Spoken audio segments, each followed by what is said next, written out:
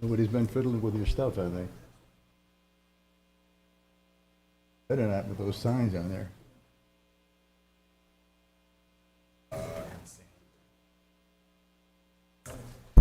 Welcome to the July 12, 2022 meeting of the Town of Victor Planning Board. We'll start the meeting as we always do with the pledge to the flag. Pledge allegiance.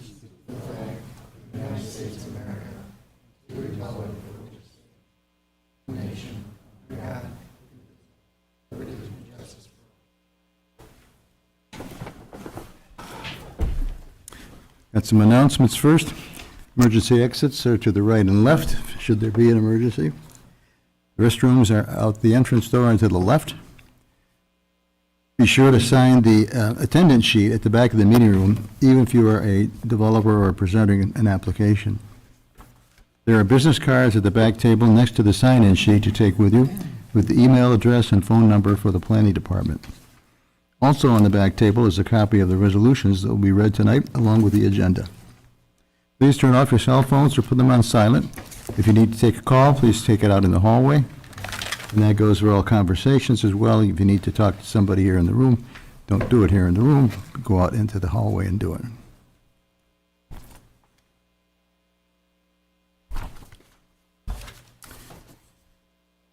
Al Galino will not be here this evening. He's on vacation.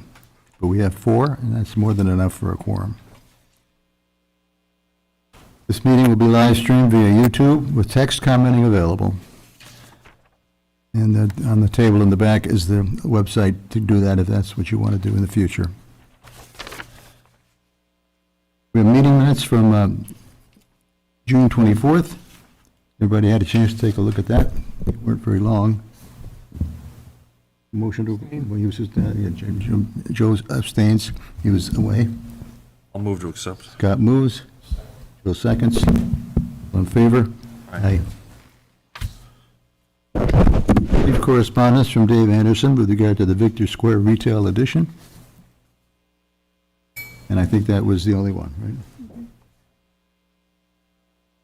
Any updates, Ed? Yes, just for the next meeting on Tuesday, the 26th, I will unfortunately be not in town, and Dave Conan will sub in for me, Okay. just so you guys all know that. And Lisa, please get him a packet. Thanks, appreciate it. Very good. Kim? Your next meeting will be July 26th, starting with a public hearing for Auction Direct for pavement expansion. 6520 State Route 96, applicant is requesting approval to extend the front lot pavement 18 feet by 200 feet to display inventory. Second public hearing will be for the Stonebrook subdivision at 1403 East Victor Road. Applicant is requesting approval for a clustered subdivision of 85 lots on 100 acres. And then we have a preliminary application for the Southgate Hills Phase 3 on East Victor Road. Applicant is requesting approval for a clustered subdivision of 10 single-family lots on an 11-acre parcel. And then any carryovers from tonight, which you will have a few because there's quite a few applications at the county for tomorrow. So, and are there any questions? Hearing none, Thank we you. will proceed. Any other board members from other boards who wish to speak? Oh, okay. The legal notice for the public hearings appeared in the Daily Messenger, along with under-review signs being posted on the subject parcels. Postcards were mailed to the property owners within a minimum of 500 feet from the location for the initial public hearing date of each application. For applications carried over, please refer to the Planning and Building Office. There are some that are on the agenda that are not going to be addressed tonight because they're still at the county. That is the County Planning Board. And that would be Auction Direct Pavement Expansion, that's number 3. Victor Square? We're waiting for Victor Square, number 4, that's waiting for county comments.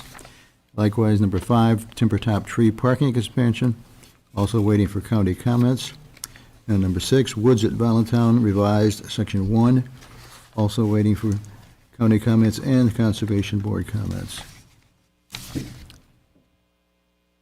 And number 7, Vandenberg Minor Subdivision is also waiting for Conservation and county comments. That's it. Okay, we have a preliminary application. 1, a Stonebrook subdivision. Intent for seeker lead agency, 2 PS 2022, 1403 East Victor Road. Owner is Bruce Desimone, and zoned to residential 2. Tax map number 28.04-2-62.000. Applicant is requesting approval for a clustered subdivision of 85 buildable lots on 100 acres in the town of Victor, with 15-plus acres in the town of Farmington, for a total of 115 acres. This is the second step in a 3-step process for a major subdivision. The sketch plan was acknowledged complete on March 22nd, 2022. We're not? Oh. Nope, just the. Okay, lead let me agency. just the lead agency. Anybody have any problem with that? No. Okay, this is a resolution then for Stonebrook subdivision, 1403 East Victor Road. Today's date, 7/12/22, application number 2 PS 22. Whereas on March 24, 2022, the Secretary of the Planning Board received a preliminary application entitled Stonebrook subdivision, located on East Victor Road. And whereas it is the intent of the applicant to create 85 new home sites on 100 acres in the town of Victor under New York State Town Law, Section 278, clustering provisions, as well as pursuant to Section 184, Article 5, clustered projects of the Victor Town Code. And whereas the application was deemed to be a Type 1 action pursuant to the New York State Environmental Quality Review Act regulations, and a long environmental assessment form was prepared by the applicant. And whereas the Town of Victor Planning Board intends to proceed with coordinated review as required for Type 1 actions, and a lead agency must be established prior to making a determination of significance. Whereas that the Town of Victor Planning Board declared its intent to act as lead agency and directed the Planning Board Secretary to mail the EAF with Part 1 completed by the project sponsor and a copy of the subdivision application to all identified, involved, and interested agencies, notifying them that a lead agency must be agreed upon within 30 calendar days of the date that the environmental assessment form, that's the EAF, was mailed to them, expressing the Town Planning Board's intent to act as lead agency. Notification was sent to the Town of Victor Town Board, New York State Department of Health, and the Town of Farmington. The Ontario County Planning Department, the Town of Farmington Water and Sewer Department, Monroe County Water Authority, and the Town of Victor Highway Department were also notified of the pending application as interested agencies. And whereas the involved agencies submitted responses indicating that they had concurred with the Planning Board acting as lead agency. Now therefore be it resolved that the Town of Victor Planning Board assumes lead agency status. You have a motion on that? Move it. Second. Scott moves, Joe, seconds, all in favor? Aye. Okay. That. Next is Delta Sonic Car Wash, 40. Can I just address the board? Go ahead.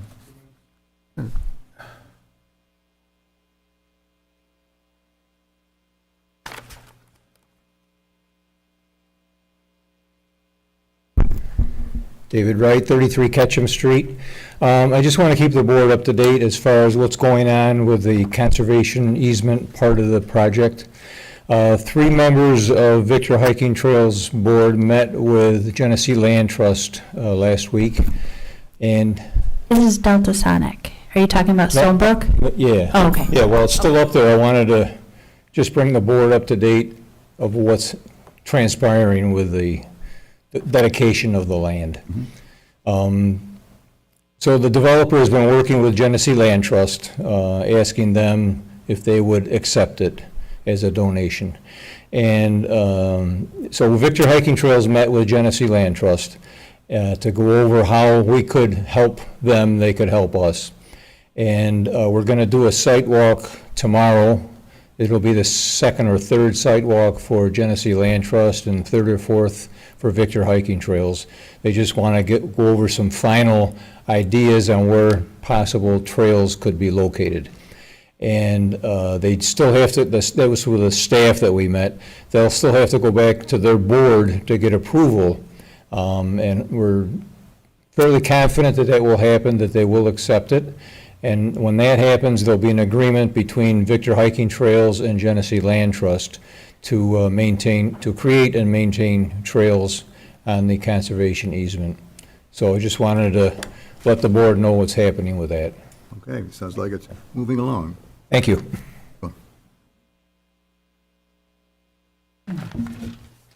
Anybody else want to speak on Stonebrook subdivision? Hearing nothing, site plan next for Delta Sonic Car Wash.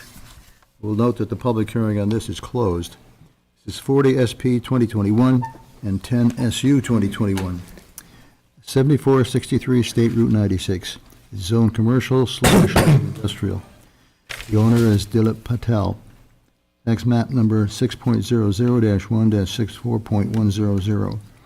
Applicant is requesting approval to demolish the existing buildings and to construct a 13,914 square foot interior detail building located along New York State Route 96, a 10,257 square foot exterior building car wash with 3,185 square feet prep hut located behind the existing Taco Bell, a 13,164 square foot indoor vacuum building, and outdoor vacuum area located behind Wendy's, along with new lighting, landscaping, pavement, and drainage. And just for everybody's information, this is the old exit 45 hotel. I gave an extra 20 in there, 30. Hey, James. Good evening. James Baglioli. I'm an attorney with Benderson Development, 570 Delaware Avenue, Buffalo, New York. I'm hoping we're at the tail end of this project. Just to summarize, you did walk through the project, but some of the notable improvements that we've made with the county and the town, we're turning this to a right in, right out, which will increase the safety in that area. We did agree to provide cross-access to the former Denny's, and we did already provide them with a draft agreement, and are just going through finalizing that. We did agree in the future, if the town ever got it, to provide cross-access to the Taco Bell and the hotel, so that eventually this whole site could be connected across. I know the board, we went over the architecture, and I believe everyone was okay with it at that point. The board did ask for a nighttime, to run the simulation at nighttime, and I can do that right now. And you can see it run through. This is the same simulation at day with us turning the lights, making it nighttime. So if you remember, the roof is now glass. We did away with the blue roof, but only half the roof is glass. The other side is solar panel. So this is getting a look at what you'd see if you were driving around or on the ground. Now if you're in a helicopter. All the internal lights are downward shielded so it doesn't glow from the sky up. I think that was the concern. So even when the lights are fully on inside, there's no night sky glow from the site.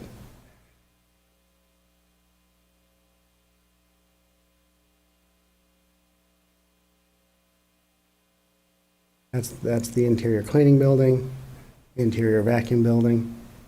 You see our exterior light vacuums out there. You can see that's the glass side of the roof. And as it comes around, you'll see the solar panel side of the roof. And there's the car wash.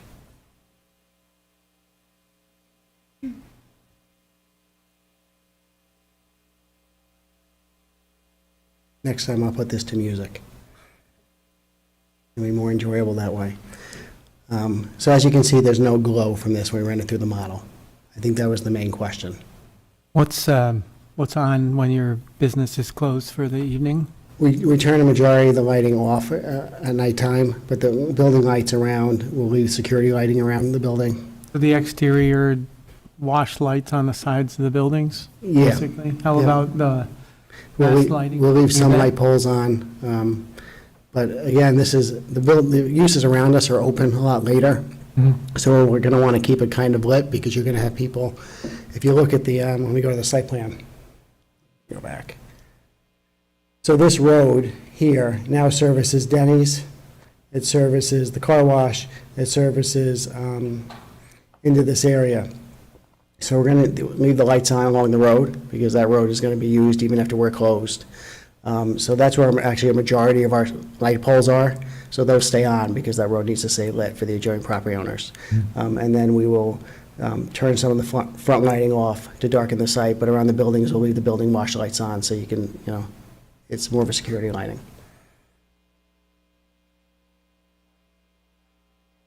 Thanks. You're welcome. This is just a, what it looks like when all the lights are on and everything's dark around it. That bulletproof glass, No bulletproof glass. wondering. Our photometric plan is compliant with the Victor requirements.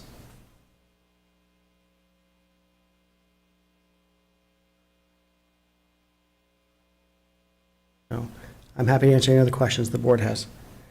Anything else, Joe? No, thanks for providing those. Appreciate it. It's You're welcome. helpful. It makes a big change to see it in 3D, and you can really visualize it. The other Joe? Joe Lindbeck? Nope. Scott? I think you answered our questions, that this helped us understand how it's supposed to look. This is a good, good simulation. Yeah. And that's our site actually plugged in with all the light measurements and everything, so that's exactly how it looks. Powerful tool. Yeah. Ernie, thanks. I don't have any comments or questions for the applicant, but just to bring the board up to speed, you might recall it was about a month ago, we went through part 2 of the EAF on this project. So in front of you, what we have is a finalized part 2 and then also a part 3 EAF. And there wasn't a whole lot to describe because none of the potential impacts rose to be identified as moderate to large impacts. They were all either no or small impacts.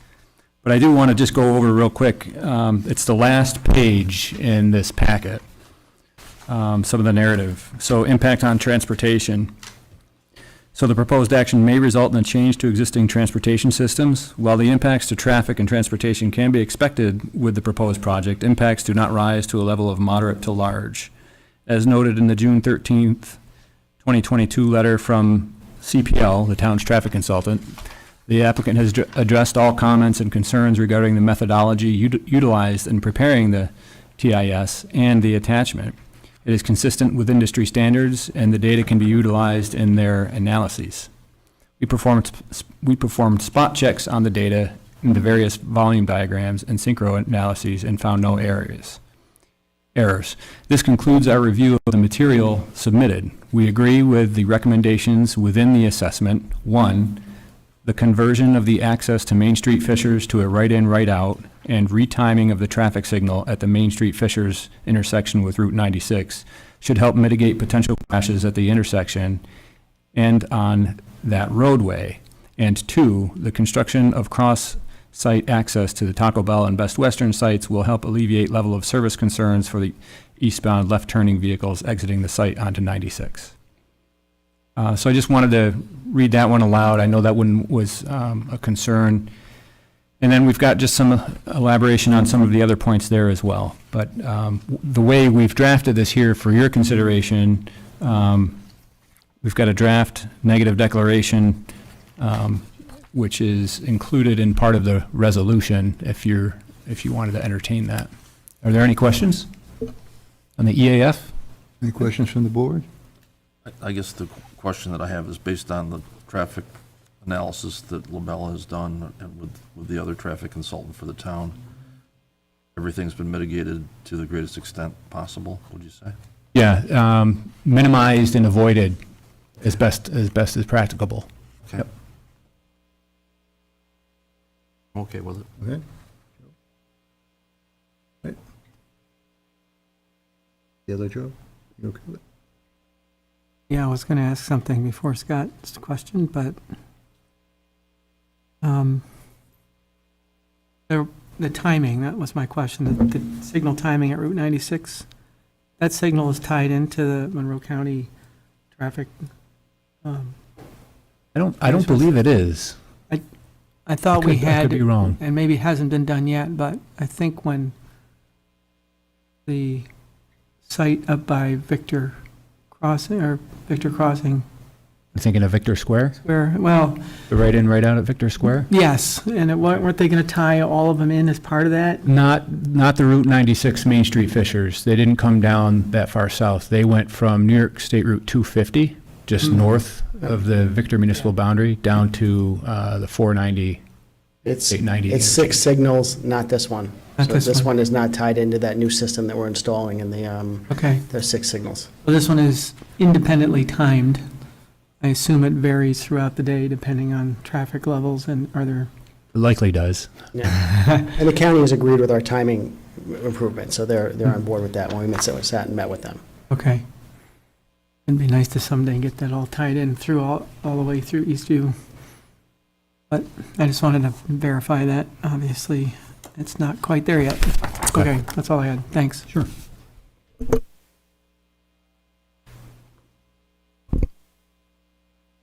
I thought Wes had something else. No? Okay. What happened to your arm? I tore my tendon in my right elbow, and today they took blood in my left arm, spun it in a centrifuge, and injected the platelets into the tear in my right arm. And if I would have known how much pain I was going to be in, I wouldn't be here. But I am, because I'm on the agenda. So if I'm a little subdued today, it could be because of the beating, or it could be because of this. So it's just been, it's been a long day. I feel your pain. Thank you. Well, I can sympathize. I'm having with my left and right shoulders. Once one goes, the other's not far behind. I'm sorry to hear that. Sorry to say it. Was anything else in part 3, or are we done with that? I'm all done reviewing the parts 2 and 3 with the planning board, so I guess now, if there are no further questions or comments from the board, then it might be time for the planning board to look at the resolution. Yep. It's been drafted. Okay, well, I'll read the resolution. There's no need to close the public hearing because it's already closed. This is for the Delta Sonic Car Wash, 7463 State Route 96. Today's date, 7/12/22. Application number 40 SP 2021 and 10 SU 2021. Whereas the planning board made the following findings of fact. There are 15 of them. Whereas the Town of Victor Planning Board, as lead agency, has reviewed and considered Part 1 of the Long Environmental Assessment Form, application materials, public comments, and environmental record concerning the project, as well as completed the applicable parts 2 and 3 of the Long Environmental Assessment Form, and identified no significant adverse environmental impacts. Now therefore be it resolved, as no potential significant adverse environmental impacts have been identified with the proposed project, using the criteria for determining significance identified in 6 NYCRR Section 617.7, paren C, paren 1, and in accordance with 6 NYCRR Section 617.7, paren C, paren 2 and 3, the Town of Victor Planning Board hereby finds and concludes that the project will not present a potential significant adverse environmental impact, and hereby issues a negative declaration. And be it further resolved that the application of Delta Sonic Car Wash System, Inc., 570 Delaware Avenue, Buffalo, New York, site plan entitled Delta Sonic Car Wash, drawn by Costitch Engineering, dated October 11, 2021, received by the Planning Board October 18, 2021, last revised May 19, 2022, Planning Board application number 40 SP 2021, and special use permit application 10 SU 2021 be approved with the following conditions. Conditions to be addressed prior to the chairman's signature on the site plan. 1, that no final signatures will be given on the plans until all legal and engineering fees have been paid as per fee reimbursement local law adopted November 25, 1996. 2, that the comments in a letter dated April 21, 2022 from Labella Associates be addressed. 3, that an access easement agreement be provided to 7503 County Route 42 property through the lands of Delta Sonic along their proposed internal road network for access out to New York State Route 96. A copy of the executed easement shall be provided to the Town of Victor Planning and Building Department for their file. The access easement shall also be depicted on the site plan. Ongoing conditions. 1, that the site plan comply with the Town of Victor design and construction standards for land development, including Section 4. 2, 2-year maintenance bonds shall be provided by the developer to the town for all improvements to be offered to the town for dedication. Maintenance bonds shall be written by a surety licensed to do business in New York State, and they shall be in the amount of 10% of the final construction cost as determined by the engineer for the town. 3, that a pre-construction meeting be held prior to the start of construction. 4, that a demolition permit is required for the removal of the existing building and the septic system.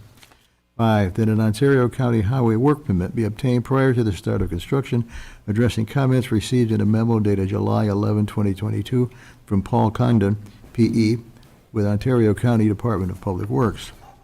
And 6, that prior to demolition of the existing Royal Inn, the applicant provide several outside photographs of the building and one aerial view to the town historian. 7, that a stormwater management facilities maintenance agreement be submitted prior to the pre-construction meeting. And be it further resolved that the planning board secretary distribute the appropriate standard conditions with the planning board's approval letter.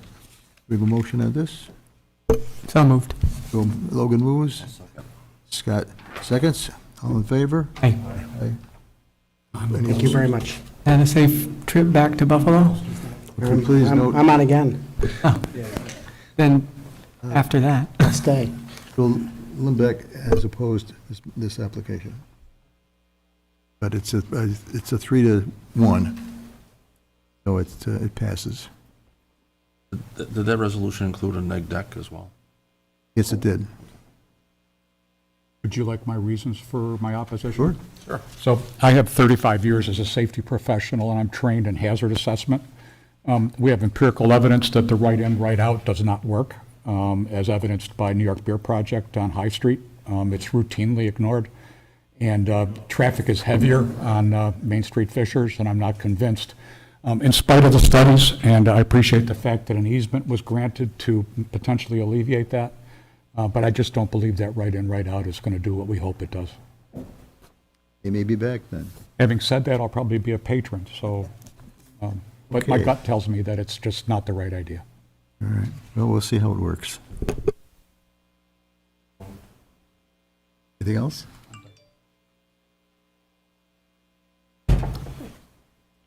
Okay, so it's passed, 3-1 and 1 absent.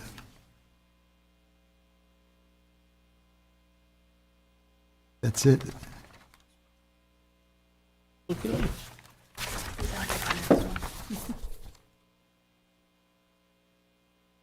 Next one is auction direct pavement expansion. That's been removed till the next meeting. Number 4, Victor Square retail expansion, 4-20 Commerce Drive, 15 SP 2022. It's zoned commercial. The owner is Victor Square Retail LLC. Tax map number 6.02-2-47.100. Applicant is requesting approval to construct a 4,000 square foot building addition on the south side of the Victor Square Shopping Center. Applicant is also requesting a reduction in allowable parking from the town code requiring 270 spaces to the proposed 202 spaces. No, that's not on. We're waiting for county. Yeah, but he still wants to. Oh, go ahead. I could just walk through the project, and I'm here anyway. James Baglioli again. I know the board is familiar with this building. It sits right next to Victor Crossing, our other site that the board is very familiar with. It is currently a 55,000 square foot building. It's got some tenants in it, parking around the building. It has connections to Victor Crossing via 2 driveways that merge into one right off the main driveway. And the board did previously approve a right-in, right-out that we just were discussing that is in the process of being, will be constructed this summer. We're just wrapping up the DOT approvals. You know, that takes a while. What we're proposing is a small 4,000 square foot addition on the Victor Crossing side for a mattress sales company. They don't sell any product out of the building. It's just a small display area. You buy the mattress, you get it delivered. It's a very small addition. We do the light. We continue the sidewalk out the front. We did rework this parking to add some additional green space and improve this out here. You will note that we are deficient parking.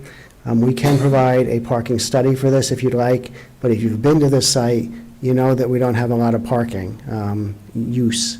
And I know we do have some vacancy, but even when that's filled with retail, we have more than substantial parking, but I'm happy to run the analysis and give it to the board if you like. Plugging in the mattress use, which is like a furniture user, a very low traffic generator. As far as the building elevation, we actually tied this into Victor Crossing by adding the peaked roof, the stone, the other materials, and our goal is to eventually, as we redo this entire building, to continue that all the way across the building and eventually tie the building entirely into Victor Crossing as we continue to get new tenants there. And we just don't want to start that process because we do have some vacancy and you don't know how the storefronts are going to look, so you kind of get the tenant engaged. It's a relatively small expansion on this site. I know we did get a comment letter from one of the neighbors. I can address some of those comments when we resubmit. I know there's some issue with every so often there are dying trees. Whenever we're noticed, we go out there and replace them in the rear of the site. So it's just a matter of letting us know. We do our property manager. He does take down dead trees and replace them. So we'll just continue to work on that.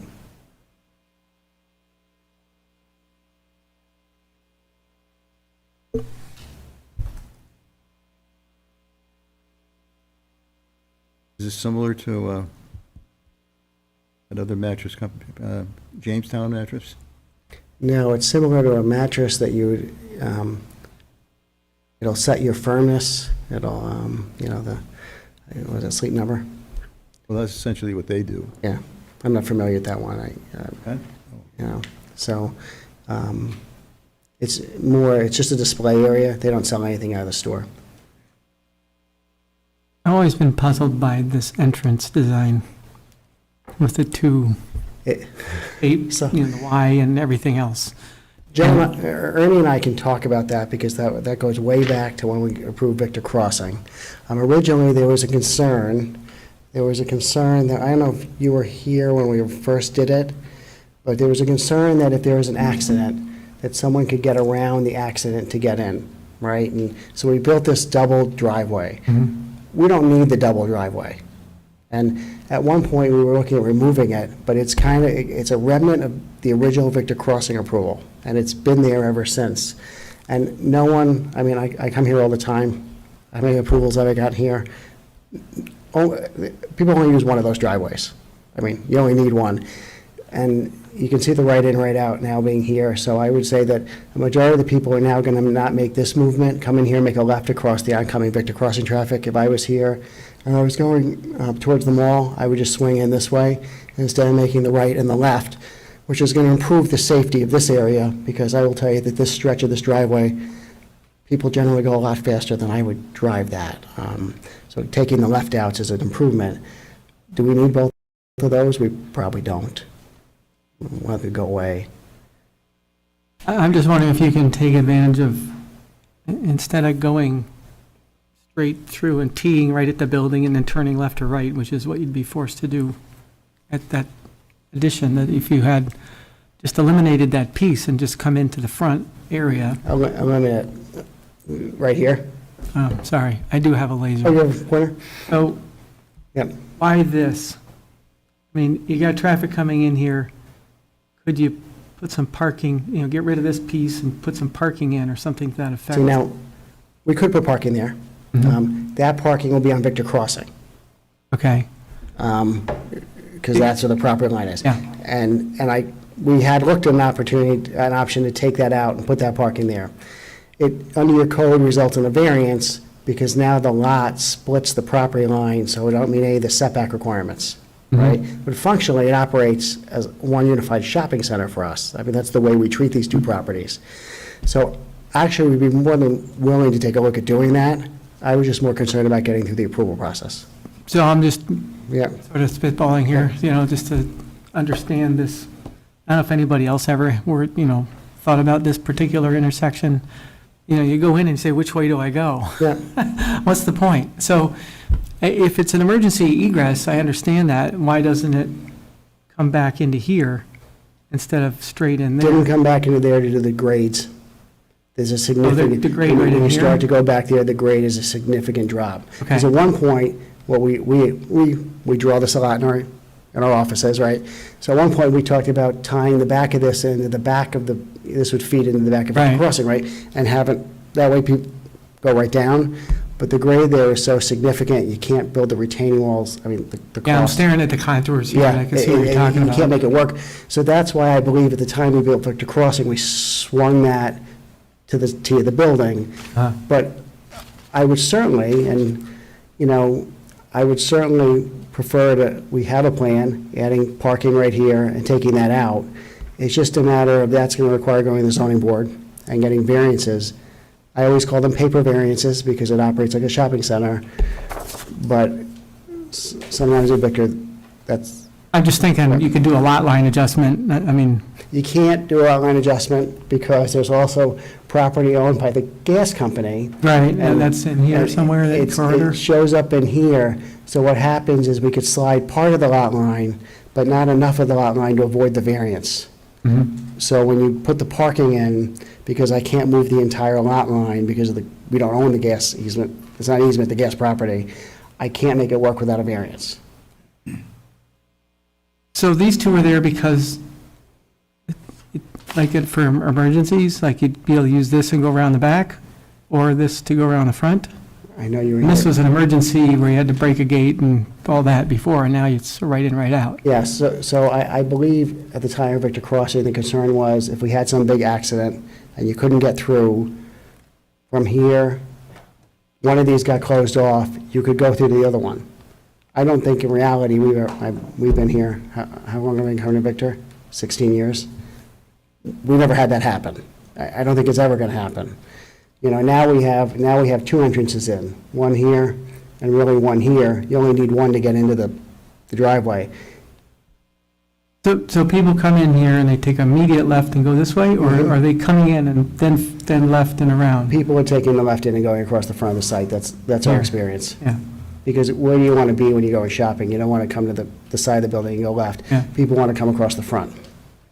so where do you envision people parking for this particular store? It's a mattress store. They see one or two Right up customers at a front? time, so they're going to park right out front. And employees, do they park back here? They're Are going to probably park in the back. they asked to Yeah, do that by they're tenants? going to, yep.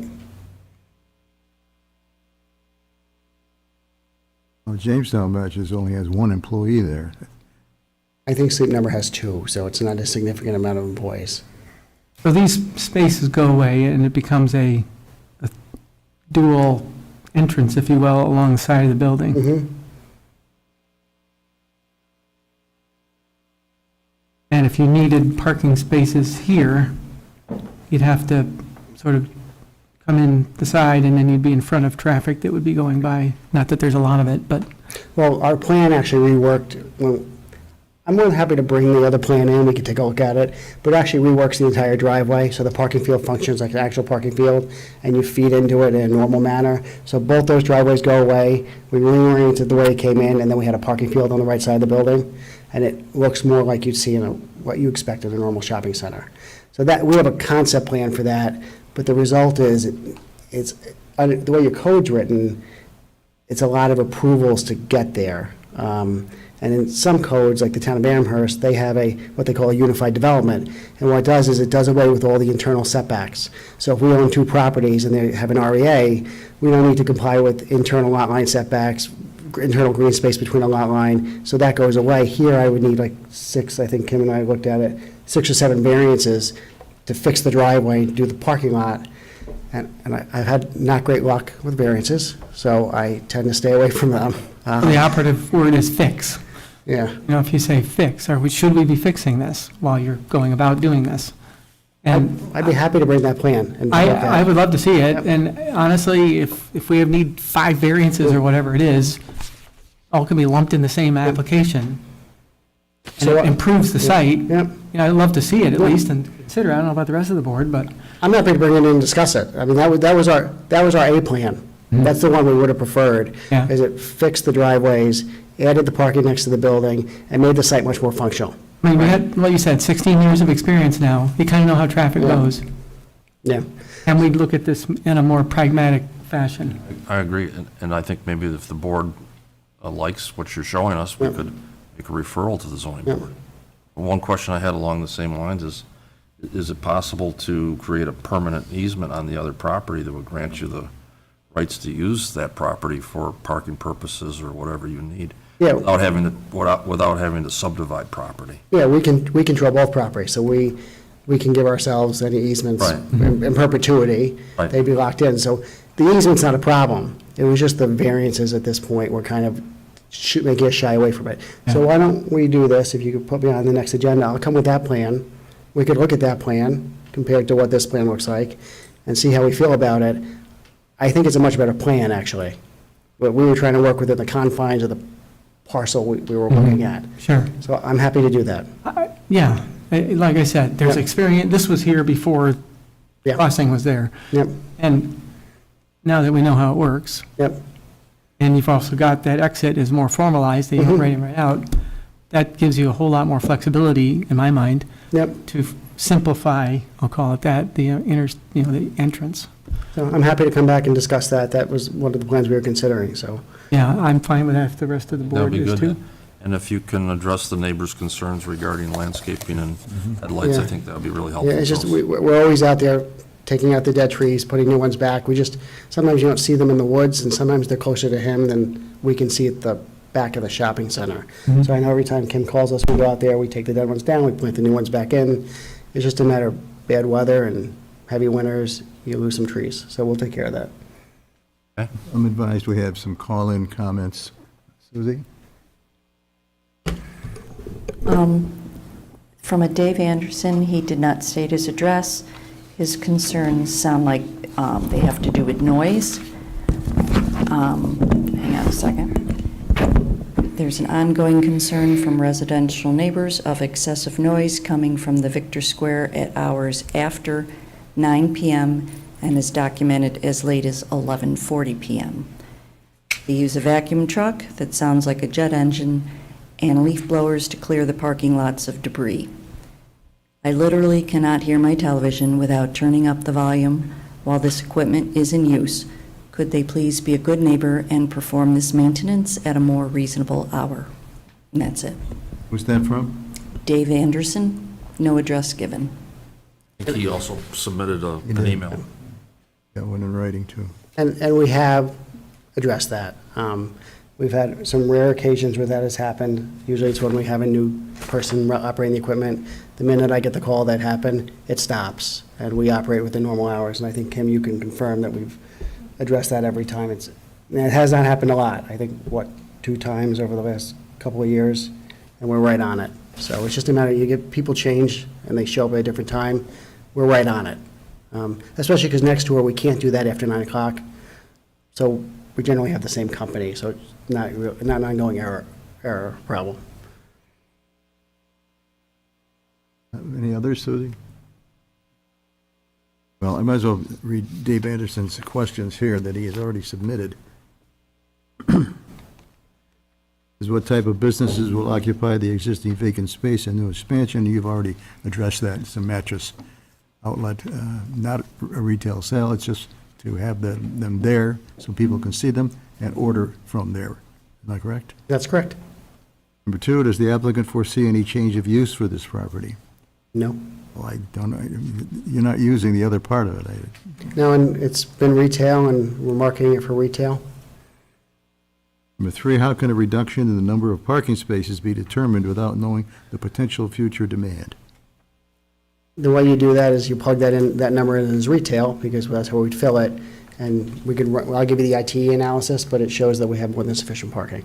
So you would take the rest of the use, it's retail, we count it as retail pursuant to your code, we'd add the extra in, we do traffic, we did counts, and this works. I mean, I know you've all been to the site, there's not a lot of cars there. Number 4, if the planning board approves a reduction in the number of parking spaces, that decision should be irrevocable for the current and any future owners of this property. Well, I don't know about that.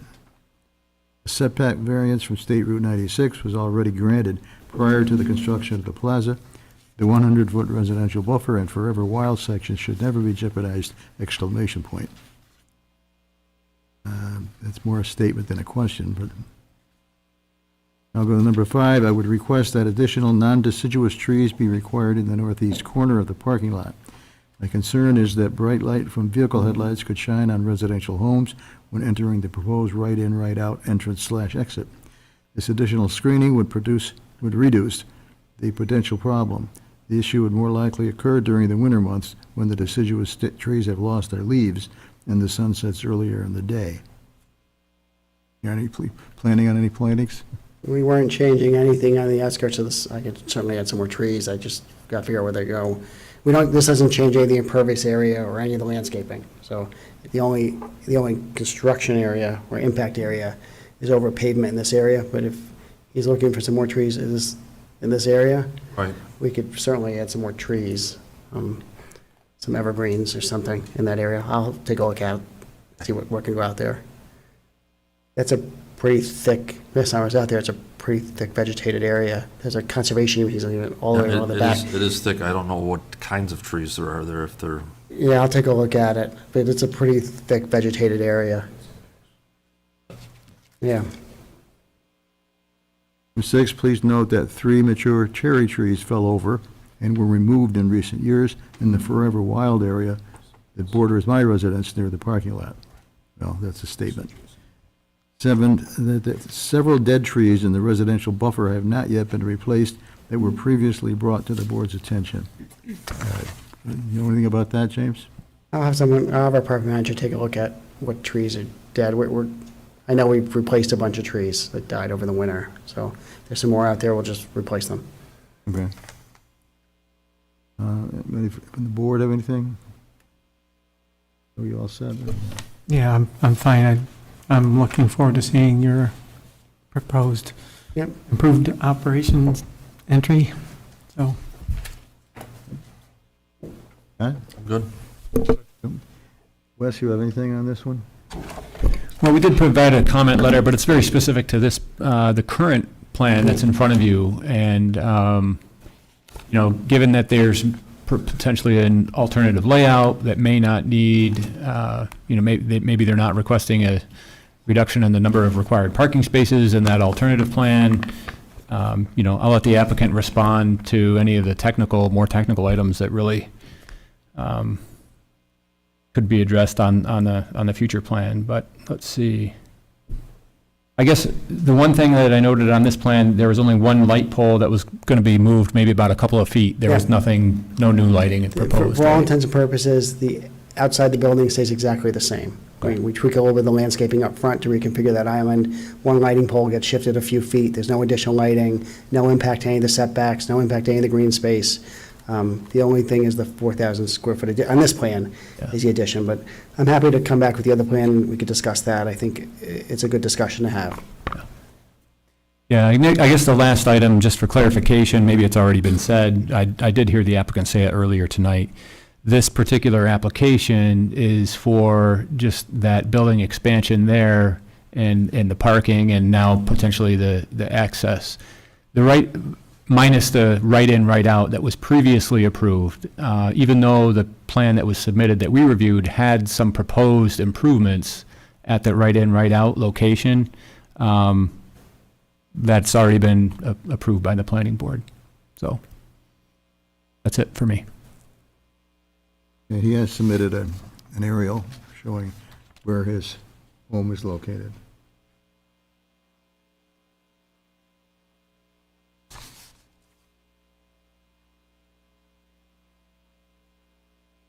Anything else on this one? Okay, and, All right, again, we'll see you again. Thank you very much.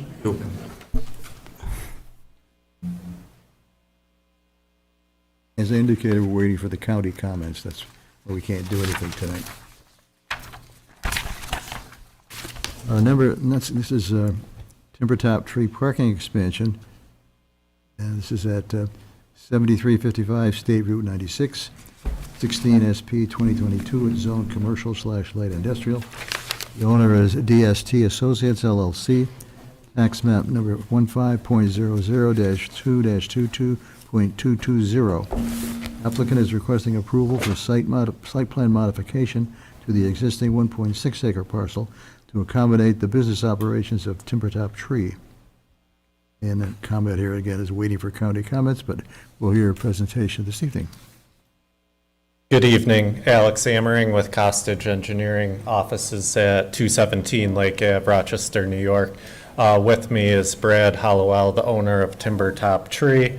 Brad is obviously under contract to purchase this property. It was a former payroll business. located at 7335 New York State Route 96. It's in the Commercial Light Industrial District. Before we made a formal application to the town, there was confirmation that the use was allowed in this district. That was obviously the first step.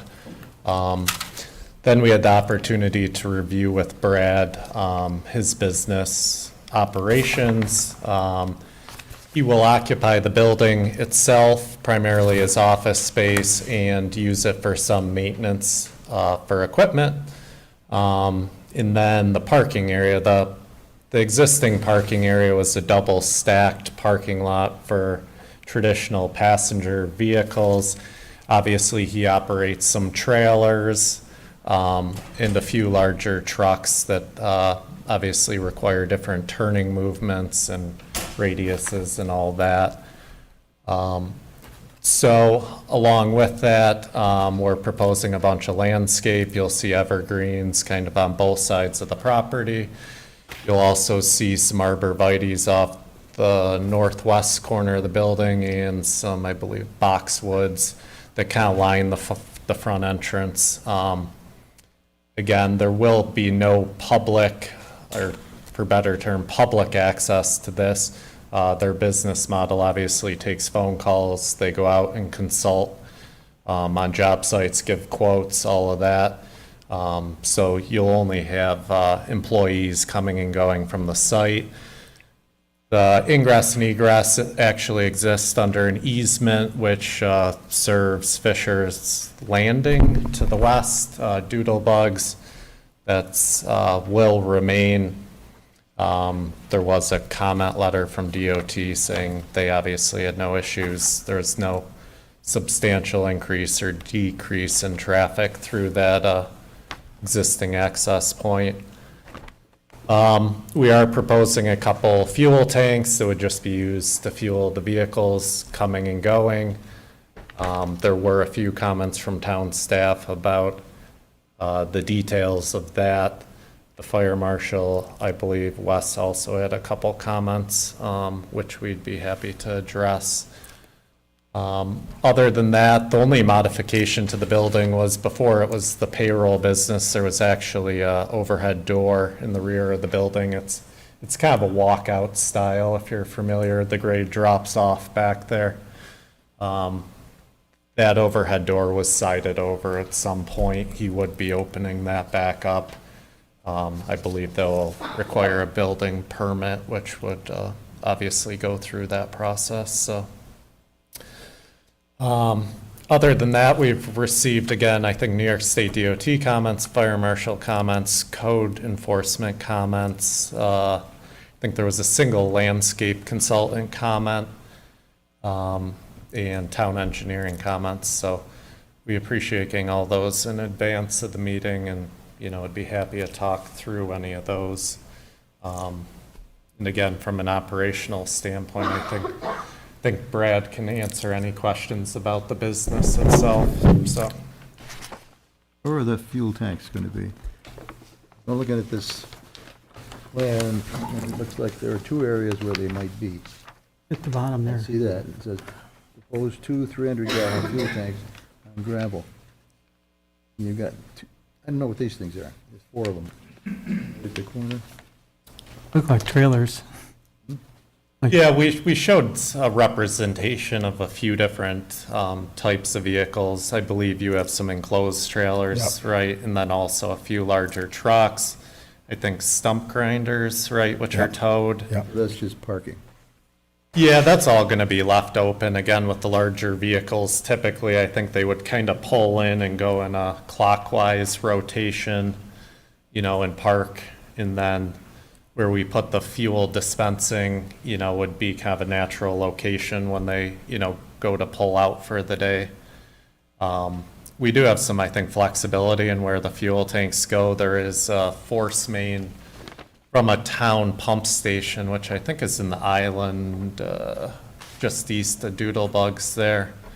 There was a comment that we keep the fuel tanks out of the sewer easement, so we would be looking to move those. It kind of cuts about 45 degrees from left to right and downward, into paralleling the rear property line.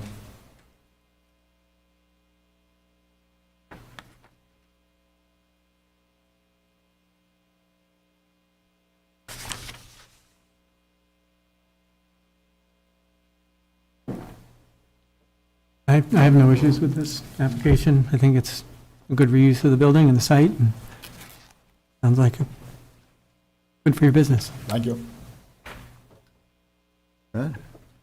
I agree, I think it's a good reuse of the building. That was my payroll company that used to be there. The only question I had is stormwater taken care of by the pond on the other side of the street? Does that accommodate your needs and sort of thing? In other words, how are you, do you need to mitigate your drainage, or are you just letting it go into that? You know, we'll be doing erosion and sediment control. We weren't proposing any post-construction practices. I mean, I just wanted to check if that was something that you needed to take care of. I would leave it up to the town engineer to make a determination on that, but I just didn't see any provision, or something separate than that. Scott, I'll double check on that. On our preliminary assessment, it didn't appear that there was a need for any post-construction stormwater management practice, but I'll double check on that. All I have. I think it's a good project. I think it's a good plan as well, and I appreciate the addition of the vegetation. I think it's going to dress it up a little bit. Yeah, my plan is in a few years, you won't even be able to see through there. So I don't know if your mic is on, microphone on? There you Now it go. is. There we go. I still think it's a good use of the land.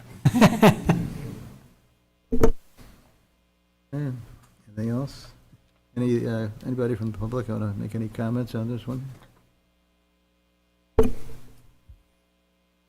Motion to close the public hearing? Yeah, I guess we can do that. We're only waiting for the county comments, so I guess we can close the public hearing and pending receipt of those comments. I'll move to close it. Okay, Joe Lindbeck moves. I'll second. Scott seconds. Any opposed? I think we're all in favor. Public hearing is closed. Thank you. I've got a question for Alex, maybe.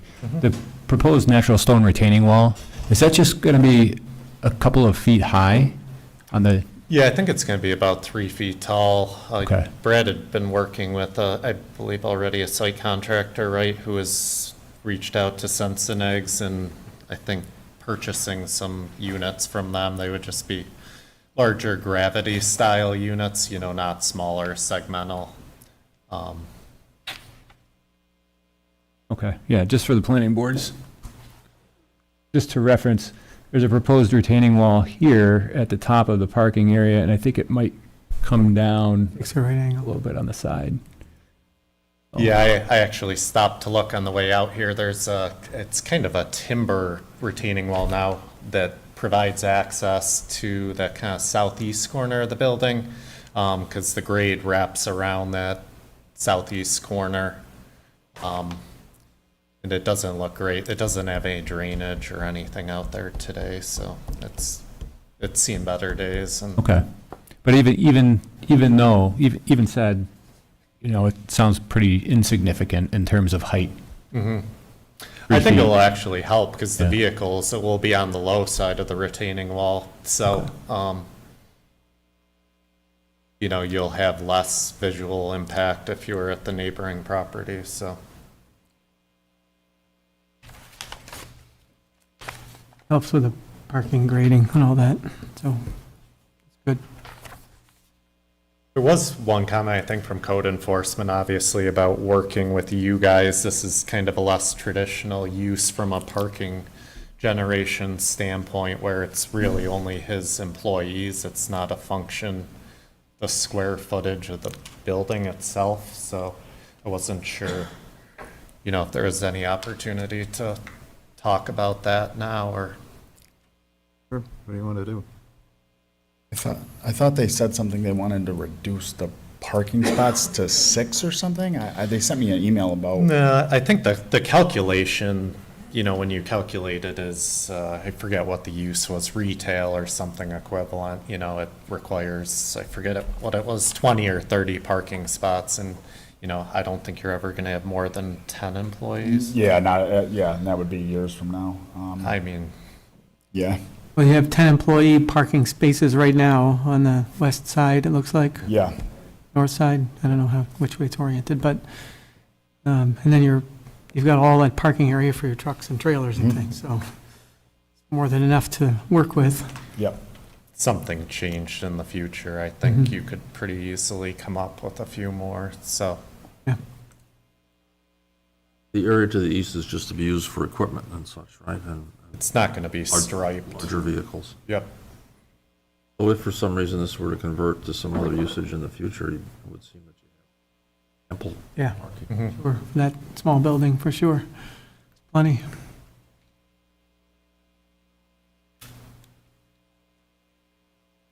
Okay, anything else from the board? Anybody else out there have anything? We're just waiting for county comments to get this approved, correct? County comments? County comments. Okay. We can't do anything until we get those. We'll be back on the 26th then. Okay. Great, thank you. Thank you.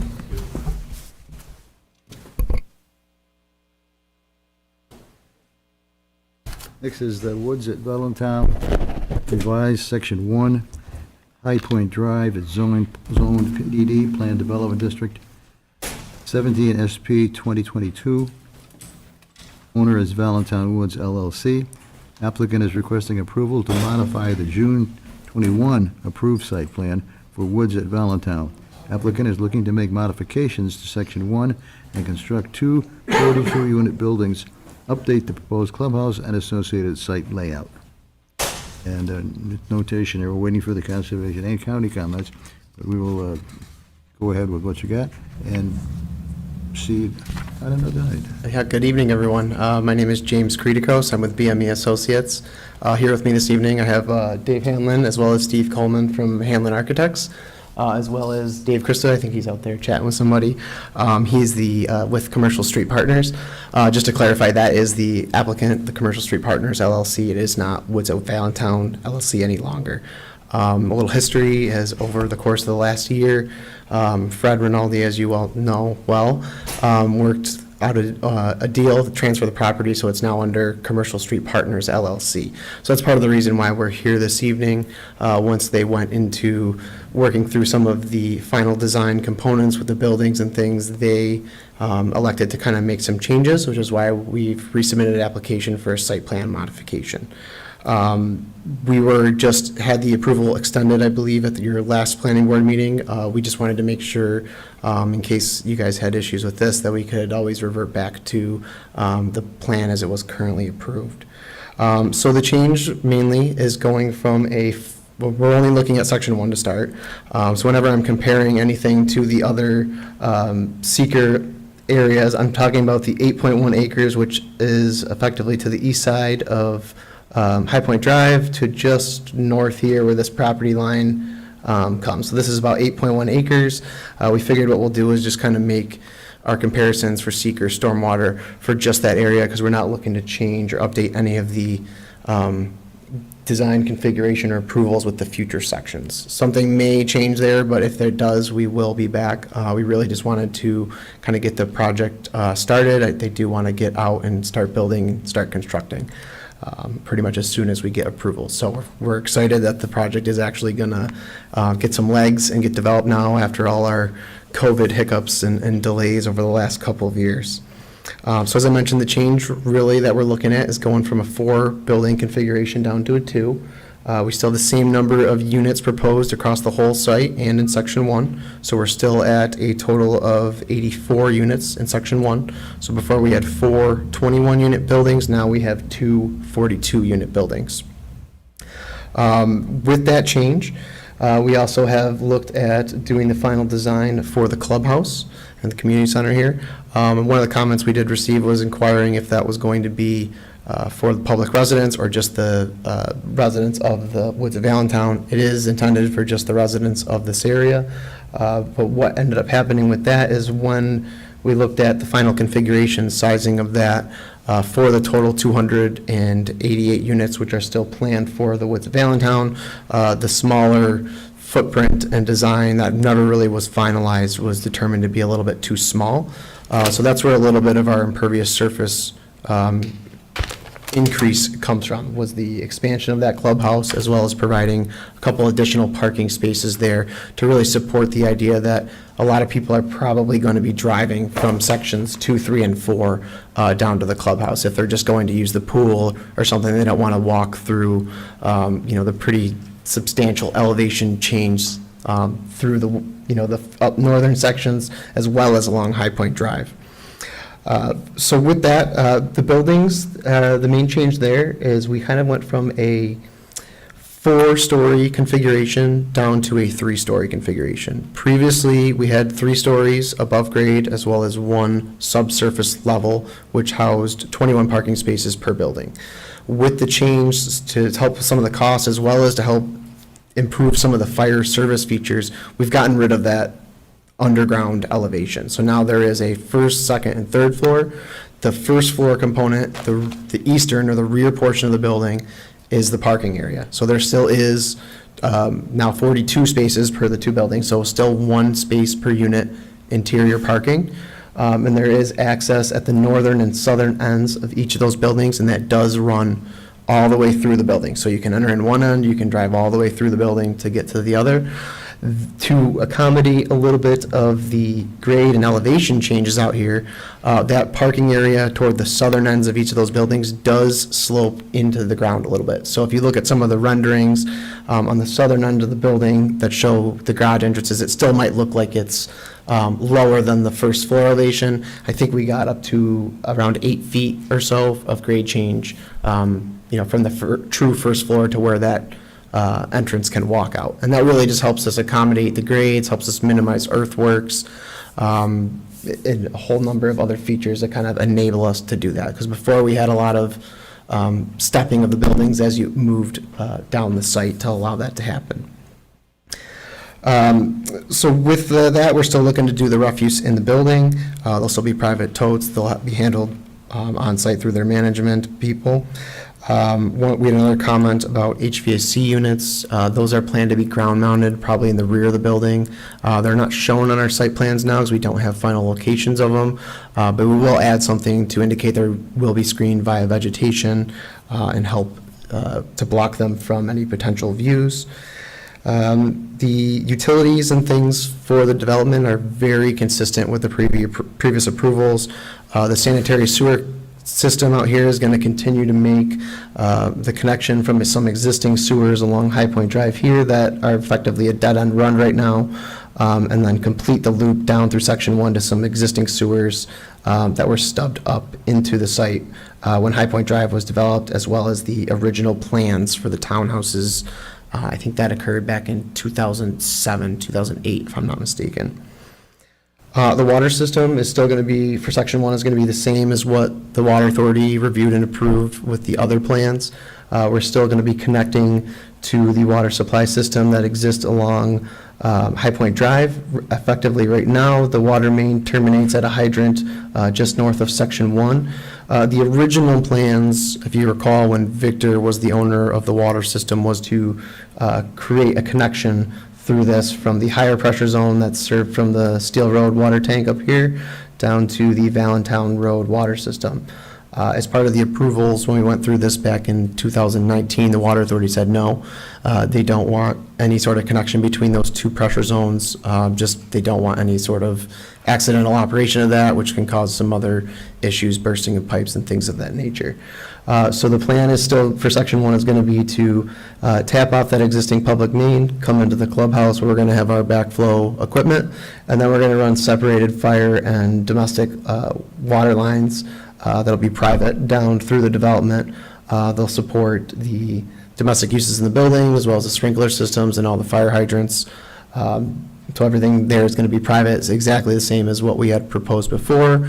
We've reviewed all this water pressures, everything available with the fire marshal as well as with the Water Authority. The fire marshal did have some commentary about doing a current flow test. Those were completed back in 2019 2019, 2020, when we were working with them for the updated hydraulics. So they actually did do a test right at the end hydrant, as well as one at the town line over on Turk Hill Road. Those tests both had some pretty positive results, and then, of course, the Water Authority gave us their simulated supply curve, which is quite a bit step back from that, just to be conservative. So we've done the modeling for that, and the modeling, as it's always been, includes all of the high point areas. So we have all the office buildings modeled, what the plans were for the future phases with the backflow equipment and pump configurations here, and then, again, the backflow as well as the water service down through section 1. For green space, for the overall project, we're still looking around 82% for the entire Woods property. Section 1 is around 58%, which is a little bit less than what we were before. I think we were up closer to, we were around 65. So again, that's about the half-acre additional impervious surface for combination of the buildings being mushed together, losing a story, the clubhouse expanding a little bit, as well as the few additional parking spaces we have up there. I think we did have, let's see, we got comments back from, I believe, everybody at this point, all the town's consultants, including the town engineer, which we got later this afternoon. We've provided a written response letter to all of those to date, with the exception of the town engineers. I did have a chance to review those. I don't think there's anything significant in there. I think they just had the question about the clubhouse use, and then an easement up by the pool area, which is an existing sanitary sewer easement. We're going to just cut it back with how we're bringing the sewer around. As part of this project, too, there's easements that were in place from the townhouse development still. We're just going to be looking to dissolve those. Those are like the access easements along the drives, just to, and utilities, just to re-identify them in their final locations. But we're still planning on maintaining the same conservation easement areas, as well as stormwater components. Where's the pool? The pool is going to be just tucked right behind the clubhouse here. So the stormwater facility down here at the southern end of the site, this is referred to as Stormwater Facility B through the High Point development. This area takes 100% of Section 1 into this. This has capacity to still do what's needed and greatly reduce the rates from what they were pre-development conditions. And those were all included with the amendment to the engineering report and analysis we've completed previously. We did have some discussions, or I had some discussions with Bob Graham, the fire marshal, prior to him issuing his comment letter. I kind of gave him an overview on some of the site changes, and he was still inquiring about all the fire service features that we had committed to that were a little bit above and beyond the original requirements. We still are planning to do all those things, standpipes in the stairwells, extra wide elevators for the gurneys, zoned fire sprinkler protection systems and some of the other features. One of the other kind of important changes for the fire department specifically, besides bringing the parking up to a less subgrade elevation, is there is no longer any balconies on the rear of the building at all. So in the elevations and things that you see, there's no accessible doors there. There is no balconies on the third floor of the building at all. So we really wanted to make sure that the fire department's access to the accessible points were all adequate. The front drive along the fronts of the building still does serve as the fire apparatus access drive within the acceptable limits to the building, with the parking being on the west side of that drive lane, so you don't have any impedance or issues with conflicting use there. I think the only thing, Dave's here to obviously talk a little bit more in depth about the architecture, the building, and answer any specific questions you guys might have for that. I think the only other comment that I wanted to kind of bring up to discuss with the board was regarding the Parks and Rec comment letter on the trails that were requested through this area. They're quite a bit more significant than what was originally approved with the 2005 approvals for the townhouse area, and what was effectively reapproved or kind of intended. A lot of their requests were to develop some climbing elevation trails in the steep area located between the upper and lower parts of High Point Drive. Although we don't have any issues with doing trails, we did have some concerns with ownership, maintenance, liability, especially with some of these trails because they are going to be in this effectively a steep slope area, with potentials for injury and things like that. So that was one of the concerns we wanted to raise.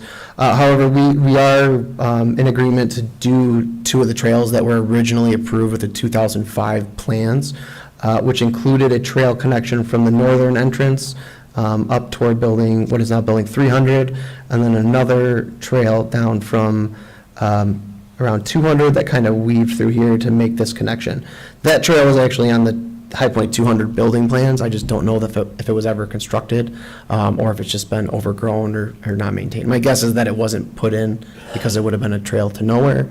But at this point, we are in agreement to do those 2 trail connections as originally approved, as well as do the trails identified up in the future section, which included, some trails around through the wooded area and a couple other trails, as well as making some connections to some of these existing trails that run through the High Point power line.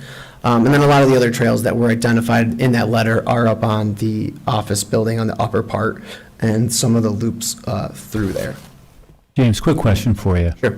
While you take a moment to breathe. Thank you.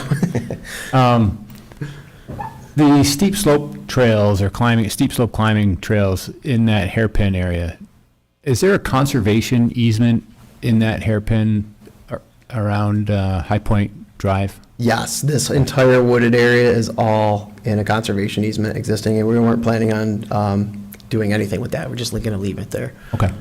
So anything trail-wise, we were looking to be just kind of natural surface path trails, just kind of clear the area out, compact it, and just work, best following the grade as we can to make it as usable as possible. Yeah, all right. Thanks.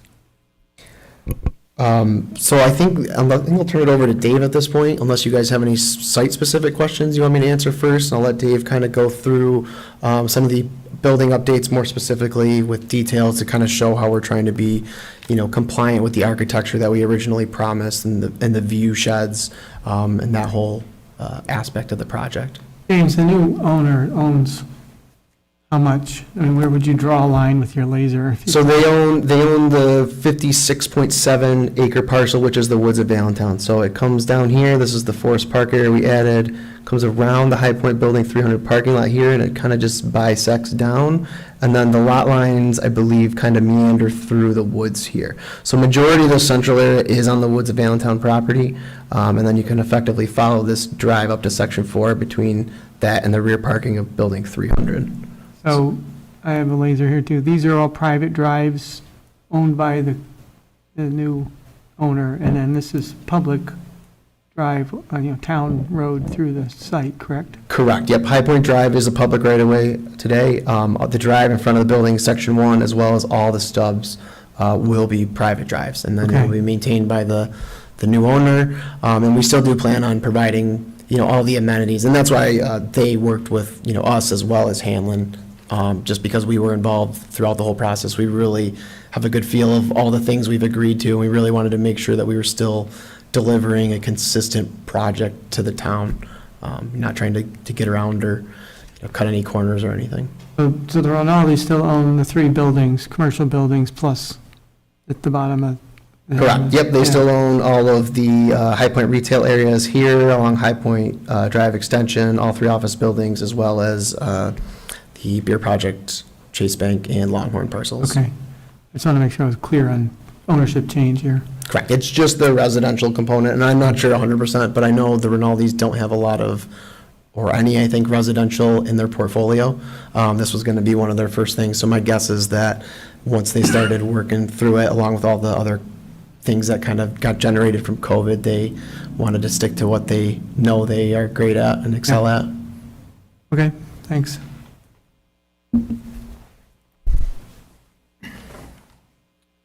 Good evening, Board. David Hanlon, Hanlon Architects, for the client. So I'll just quickly go through what we've been updating on the buildings, and as James had mentioned, that the the big change was moving, getting a more economical approach to interior parking, so that brought it up out of the basement and up to the first floor along the back. But that was an internal change. To the exterior, you can see we've maintained, I think, the quality and the consistency of what we had before. And in a lot of ways, I like this even better because the roof line, it feels more like a two-story building with, dormer elements on the third floor. And that's a consistent approach as you work around the building. And yet the building doesn't feel like, a long apartment building that you typically see of repetitious elements, going from one end to the other. We maintain the idea of, different vertical elements intermixed with these horizontal, glazing areas and dormers. Still have a decent approach to the materials of the stone, siding, and stucco, and a different variety. There's a variety of window fenestrations. So, from what we had before, which was a nice high-end product, we still maintain that look. But I believe it's in a more approachable way. It's not as stiff as formal as what we had before. It's something that might be much more appropriate to a Victor environment. But again, it has a more single-family residential feel. Even though it's an apartment, it's a large manor house look to it. As James had mentioned, you can see some of the southern drives of the two buildings is a little bit lower. But even in that case, it makes it look like it's a service entrance and not a large garage entry. So architecturally, we tried to maintain the consistency and the character and the quality that we had for you before. It's just in a different building arrangement to get it to more of a feasible project. And this thing does meet the budget, and so we are assured of it being built in the quality that you see here. So that's a quick presentation on architecture. Unless you have any questions, James and I can answer them to the specific concerns. Maybe I had a couple of questions. Sure. And I'll point to the picture there in front of you. It looks like the garage is here and it takes up the whole back of the building at this first floor or lower level, I guess. Is that true? It's, right, so here if I can walk over. Yeah. Okay, so this is residential. This is a unit right here. Okay. All right, and on the back side of the building, in images, I see that you provided, it's a really long elevation. I'll call it building one elevation. Was it east elevation, I guess? Yep. The bottom is just some simple windows. That's parking? Right, so the Right first for floor is parking? parking, yep, Yeah. and then the 3 floors above are residential units. Yeah, I just see 2 floors above, but it must be the third floor is the Oh, I'm roof? sorry. You're right, I'm wrong. 2 floors above, yes, I don't have the picture in front of me, but, yeah, just like you can. Yes, page 5. Yeah, those 2 floors on top of Yeah, and the lowest floor is the garage, the length of the building. That's the thing that James was saying, you could drive through the whole structure. Yeah. Okay.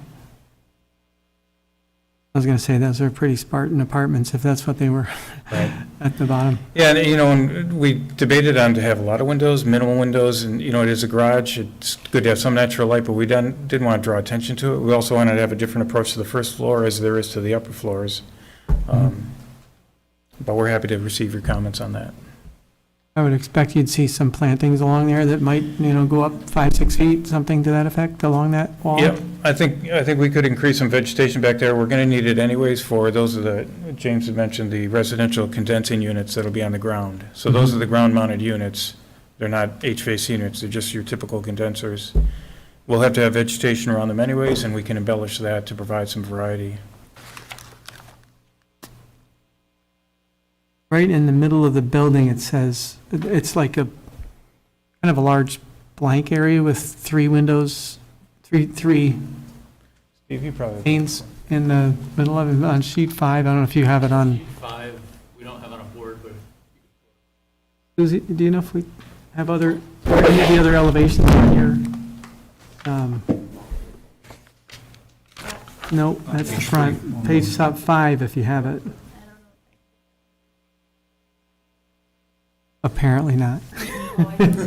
We've got it here. Yeah, well, if you look at page 5, dead in the middle of it, it says casement window typical, and it's very broad and blank. Is that actually a unit as well, or are those like That is- pass through from one That's not out of unit, but it's where elevator and Okay, so that's trash core. access. Yeah, so we've got a stair running through there, so not much opportunity for windows. So from parking, you go to that middle and take an elevator Yeah. up, so- or stairs, or both? Exactly, Yeah, okay. So that's not living units, that's access. correct. Okay.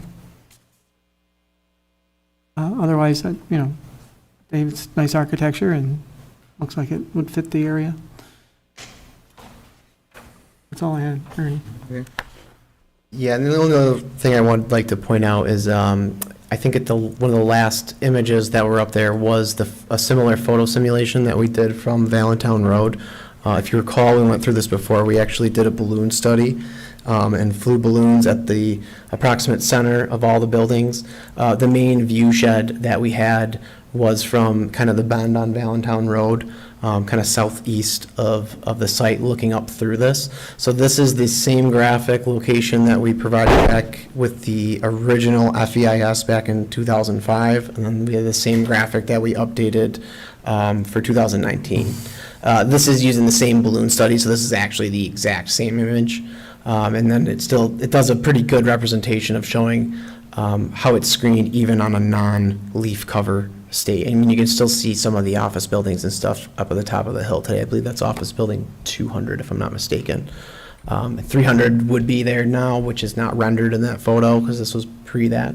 But we felt that this was very consistent with the screening and the views the public would see driving along this corridor. Are these buildings shorter than the four-story version? Were the four-story versions built below this? No, I it's same believe ridge, they're the same same. ridge heights. Yeah. Same, Okay. so the building height's the same, we just brought the parking up. Okay, all right, it's, But like what James is saying, it's a consistent view from the view shed before to today. yeah, you can see the balloons in a couple of spots on that elevation if you look closely. Yep, yeah, there's some orange, reds, and yellows, I think, that are kind of just a tad bit higher than the building there. Mhm. Okay, thanks, that helps. Of course. I think the design looks good. I think this is really just a slight change from what was originally approved, as I see in 2020. Is that? Yeah, that's kind of how we're viewing it. I mean, like I said, the biggest thing is probably the change in the clubhouse from the other plan. And then it's just minor adjustments throughout the site. We're actually providing quite a bit more landscaping than we were before in terms of the numbers of plantings, which will be further supplementing, obviously, with the vegetative screening for the units. I think the architecture looks good. I think the architecture looks really good as well. I appreciate what you did with the balloon test and keeping the ridge heights the same and the view shed on Valentine Road there. I like that idea a lot, the effort you made to take care of that. So, and then Joe covered a few of my comments. So. Look like college dorms. A little bit nicer than those, I would hope. I went to college. That must have been a nice college. Did you go, Ernie? So I think at this point, we understand you guys can't make an action just because of county planning. I was at the workshop meeting earlier. They didn't have anything of substance, but we'll be there tomorrow night to get their comments. And then we're at the Conservation Board next week as well. So our hope would be to potentially get a resolution prepared for the next meeting and look to get the site plan approved there. If you guys have other questions or things you want, though, we can certainly provide that information in the meantime, and then we'll work with the town engineer on getting the plans updated per all the comments and things of that nature. The only thing I caution you on this site, but at the very top, near Mr. Rueda's property, we went through a long I'm very aware discussion of, yep. about how that looked and how everything was configured, the size and everything else, so I'd be tempted to suggest that you don't change that much. Maybe the architecture has to modify for cost or something, but, I mean, as far as the building size and distance from his place and, all Yep, that. I think we're well aware of all the agreements with Mr. Rueda. I was at all the meetings with him and worked exclusively, with Fred through the whole process. So we have a pretty good understanding. I think if for the future sections, we haven't really fully game planned it out, but it may be a similar scenario where we take two buildings and kind of combine them into one. Section 4 specifically does have that configuration with two of the buildings, so we'll just have to kind of figure out what to do with the remaining balance up there. But I think we can maintain or improve upon what we've promised Mr. Roy, at least to keep his separation and privacy intact. Be a good idea to meet with him in person and review it. Yeah, I'm sure once we get kind of closer to him, we'll start engaging him one-on-one. He's the one that's most affected by this anywhere on the site. I Correct. think. Well, okay, I'm seeing a no, so there's others. So, not discounting anyone else. Okay, thanks. Suzie, I've got a graphic I'd like to share, if that'd be all right. Just wanted to show the planning board and members of the audience, if you're interested. Wow, that's pretty bright. This is kind of an overlay of what was approved, I think, in 2019, right? So what we're seeing here, the red graphics are what is currently proposed. That's the site plan that's in front of us today. And the green portion of this plan is what was approved previously. So over here, you can see the clubhouse, right? The green blotch right here is the former location and former size of the clubhouse. Now it's a little bit larger, right? So you can see just how the buildings have, been squished together and moved a little bit. Yeah, the other thing too that was nice about this design and being able to rework it like this is we did eliminate several little retaining walls on the site. So again, we're going to get better access around the building just in the case of a fire emergency. And that was really one of our main focuses when we were like regrading and relaying this out, so.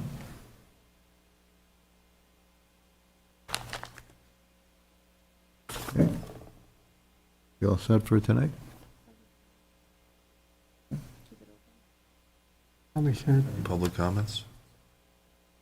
I don't know. Nope. You can keep it open. One more meeting? Sure. Anybody want to speak? Go ahead. I'll be up to you. I know you do. David Wright, 33 Ketchum Street, representing Victor Hiking Trails. I know we had some trails planned back in 2005, and what we wanted to do was take a fresh look at it with a person who the town hired through Parks and Recreation, Adam Ritz, who has extensive knowledge, experience, training in designing and building trails, primarily mountain bike trails, but also a variety of trails. So 3 members from the Victor Hiking Trails Board and Adam went over and walked the site and looked at it from a standpoint of the experience that we want to present or provide for not only the people who work there and maybe have time at lunchtime for a hike or a walk or ride their bike, but also for the increase in residents that are going to be in this area and the general public. So what we wanted to look at is how can we connect to the Seneca Trail, and then how can we also take advantage of the hill, basically. And so what Adam showed in his map and his letter to you was some possible trails. We did not get down there and walk on the side of the hill to see about steepness and how the trails would cover the contours. That would have to be done at a later date. But I just want the developer to know that that's not cast in stone. It's going to have to be agreed upon between the town, Victor Hiking Trails, the developer, Rinaldi's, everybody that's involved here, all the shareholders. So I just want to make that clear, that we certainly want to work with you. We want to provide something that's going to be beneficial to the residents as well as the general public. So we're happy to work with the developer. Okay. So, mention of a conservation easement on the slope there, can we characterize that? Is it a no-touch? Is it a, Do we know what the conservation easement actually says? I don't know per se. I don't It's either. I'd probably have to look it predates up. your three Yeah. types of. It's probably most conservation. restrictive. And then we've heard now that 2 trails were approved and then 2 trails were proposed. Do we know what the actual situation is in terms of the 2 trails? So the 2 trails, the trail connections that I mentioned were shown. James, on- you need to come up to the microphone. Yeah, the 2 trail connections that I mentioned that go through the slope area were what was shown back on the 2005, 2006, which included all of High Point Business Park. And they also included some of the other trails up through the residential area. So what I think I'll do is I'll take that information and I'll kind of overlay it on our current site plan, and I can incorporate all the other trails that were improved for the High Point parcels as well, building 100, 200, 300, and kind of create a comprehensive map, and then we can talk about that. at the Where I'm next going time. with this, if 2 trails were approved when the conservation easement was established, I believe it would take the board then to change the conservation easement. What's that process if we were going to add or change the trails that were approved? We're changing the language, yes, it's a town board process. Okay. I was looking for some clarity about how that would all work and Yeah, what and the I- existing situation is. And I'll defer to the Parks and Rec, because they obviously have probably a lot more experience with trail construction, but I think we could probably work around a lot of the existing vegetation to not remove trees and things, especially because of the steep slope areas. I don't think you'd want to remove that vegetation, just risk, extra disturbance. I mean, maybe if it's just, cutting a tree down and stump grinding it if it's in the way or something along those Well, lines. most restrictive easement would prohibit that, so Correct. that's kind of where I'm going. Yep. So, but we are, willing to definitely work with Parks and Rec on, discussing and developing the trails. We just wanted to kind of raise our initial concerns, which I'm sure, most other applicants have with trails, liability, ownership, things of that nature, so. I saw the trails drawn on one of these things here, and I can't find it, but it's in there someplace. And I just wanted to make sure we were all starting from the same place about what. Yeah, and that's why I think it'll be good to just kind of create that map so we can all get on the same page and go from there. Thank you. Yes, that's the Parks and Rec attachment from the trails, from your letter, correct? Right. And Adam was not aware of the 2005, 2006 trails. So he was just looking at it from a clean slate approach. And I'll tell you, he's not interested in steep slopes, steep slopes. One thing he did mention today was that a trail that would be lower towards the road might be wider than the one up on the top. Just to make it easier for walking for the residents. He's got these colorized, do you know what Say again? what the key is? He's got these trails colorized. And I don't know who prepared this.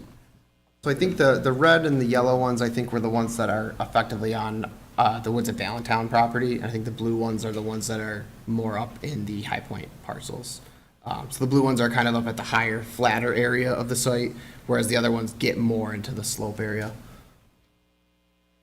I can try and overlay that exhibit too on our graphic, just kind of put everything together so we have it all in one place. We want to see what you have proposed. The important thing we were looking for is a loop trail and a connection to the Seneca Trail.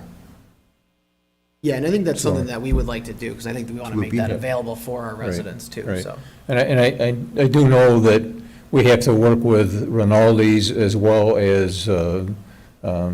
Krista, so. Okay. All right, anything else from the board? Anything else from anybody in the audience?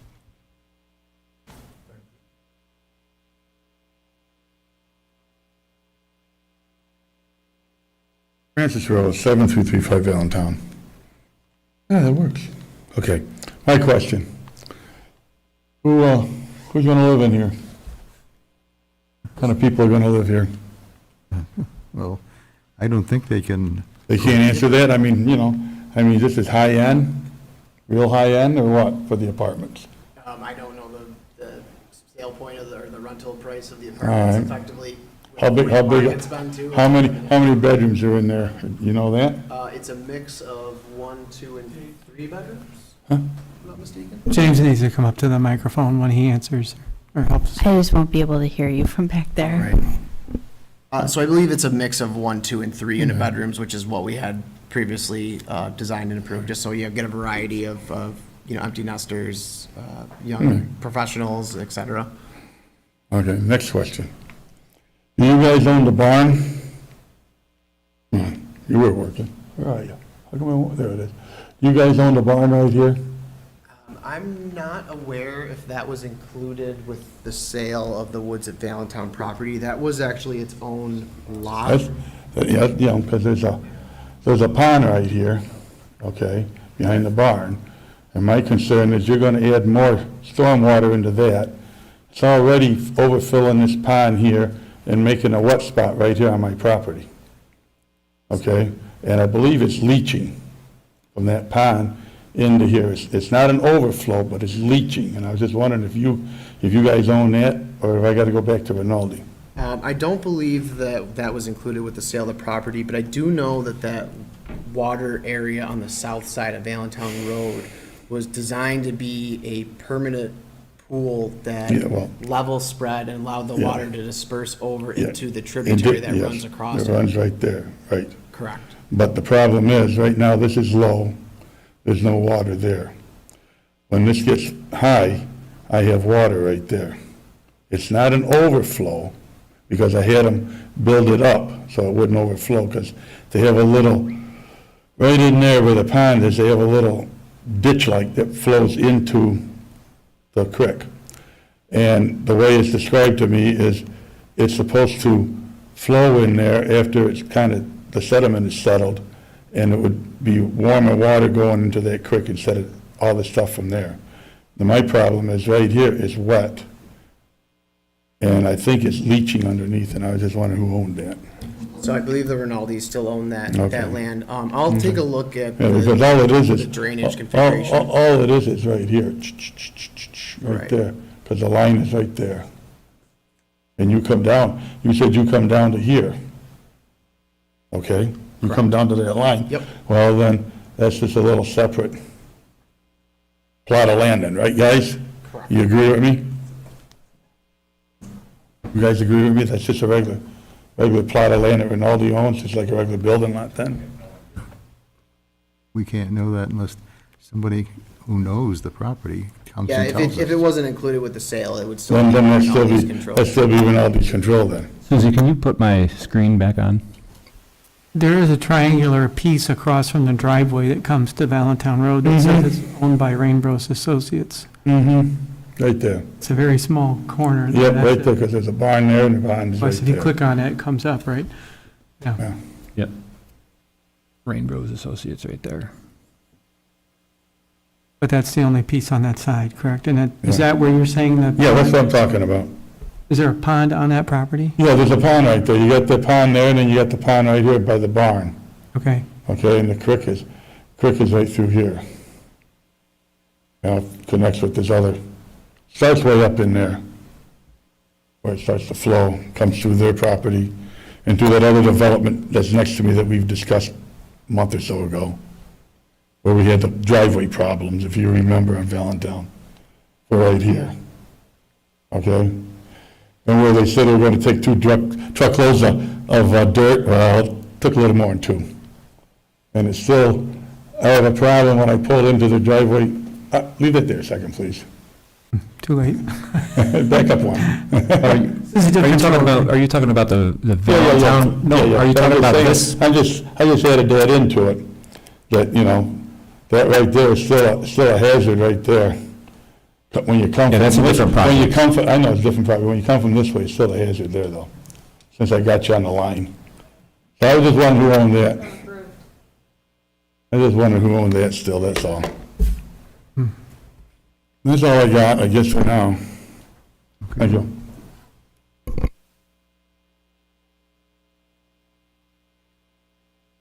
Yeah, I'll take a look at the original 2005 design for how that was intended to be built and operate, and I'll give you guys an update in 2 weeks with that. I believe it was intended to really just be a permanent pool that act like a broad spillway and overflow into the creek where all the water is conveyed.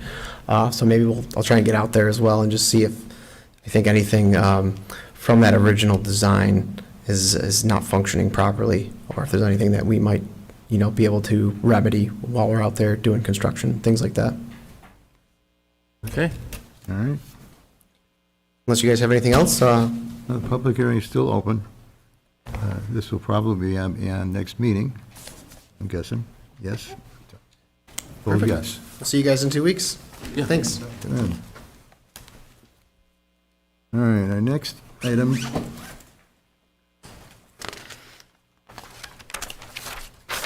is a minor subdivision, Vandenberg minor subdivision, 02MS 2022, 1657 Strong Road, owner is Jack Vandenberg, zoned residential 2, tax map number 38.00-1-27.000. Applicant is requesting approval to subdivide the parcel into 3 lots with existing house and barn on the center lot. And we're waiting again from county comments on this, but who is here today for that, if anybody? Good evening, I'm Tom Vandenberg. My mom owns the property. Her plan is to just sell off the center section, and she's planning to sell it to her granddaughter, who's been living there since 2015. Pretty much everything in terms of improvements are located in that center lot. It's pretty close to where they show it in terms of the leach fields and the barns and the house that's there now. It's primarily being divided because they can't afford to buy the whole thing. Eventually they want to buy the whole thing, but they can't afford to buy the whole thing. So they live there now. They want to just basically purchase what they can and then save and purchase the remainder someday, down the road.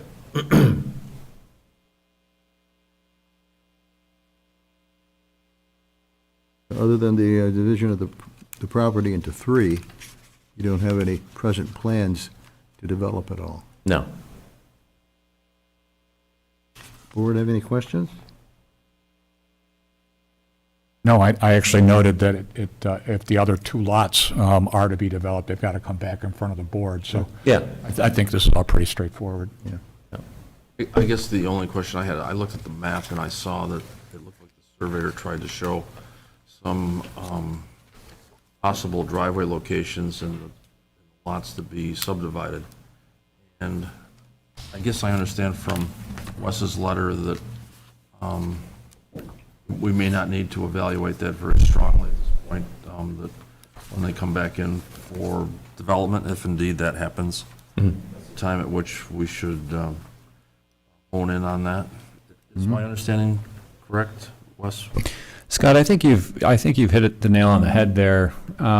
Also, I guess with regard, it is good that the surveyor put in tentative locations of where a driveway might be. I think that's a very strong, I think it gives us, at least use an idea that access to the lot is feasible. It shows you where that potential access is going to be, and they're also giving us what the site distance is. But yes, I would agree that, a hard look at those access points at this point, they're not looking to construct a driveway, and we're not approving the particular location of the driveway. It's just showing us potentially where it could be. It's showing you that it's feasible, but not Right. nailing down where those entries would be. Right. That's what you're saying? Yep. Okay.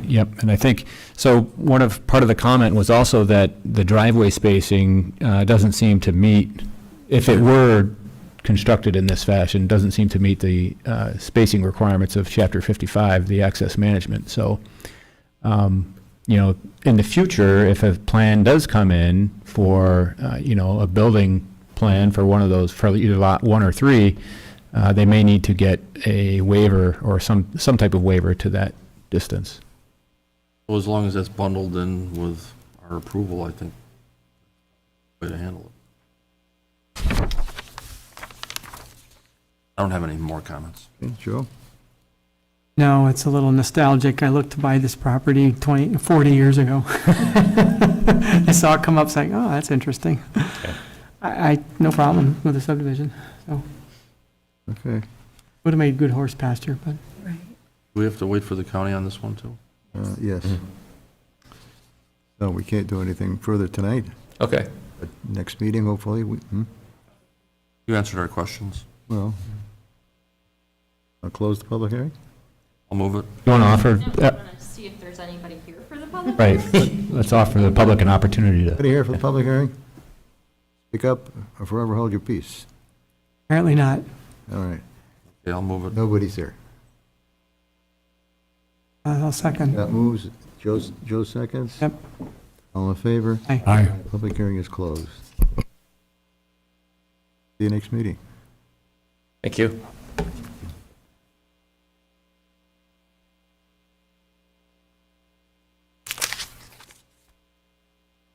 Next is the final subdivision for the Fairways Phase 3 subdivision lots 305 and 306. This is 04FS 2022, Championship Drive. The owner is Fairview Ponds LLC. It's zoned residential 1. Tax map number 6.20-1-300.000. Applicant is requesting approval for re-subdivision of lots 305 and 306 into 9 individual townhomes. Hi, good evening. Andrew Burns with Passero Associates, located at 242 West Main Street, Rochester, New York, 14614. Representing Champion Reserve in the Fairways Phase 3 Townhome Project. Back in May, Planning Board meeting, we received subdivision approvals for buildings 307 through 312. Since then, 2 additional building footprints have gone up for 305 and 306, and we're here seeking subdivision approval for those 9 new lots tonight. No significant changes from previously approved plans. We did receive some minor comments from town engineer this morning, which we've already incorporated into the subdivision plan, and with that, I'm happy to answer any questions. Okay, any questions from the board? Joe? I have nothing. Okay, Scott? I'm just remembering when you were here last time, it wasn't you, but it was another individual. And I think there were property lines that were changed at that particular point. You were going to go out and pin lots or something, or you're going to establish the property lines based on where the structures? Correct. I believe that was a condition of the approval, was that they were preliminary, and once the foundations went in, then we went and established and set the pins. But now we're doing something, we're adding property lines to create lots where structures are. I'm a little confused on what we're doing, I guess. They're defining exactly where the property lines are Okay. based on where they built the foundations. So you're doing the same thing as we were doing previously? Correct. and Okay. I believe we'll be understand. coming back a Just few to more times. Conform everything to what's there. Okay, so it's really the same effort as what we witnessed last time? Correct. Okay, I got it now. Okay. I'm just, a lot of property lines moving around. Yeah, no, I understood. Anybody else wish to speak on this one? We have a motion to close the public hearing? I'll move. Joe Logan moves, Joe Limbeck seconds. All in favor? Aye. All right, public hearing is closed. We are not waiting for the county on this one. No. All right. A resolution is in hand.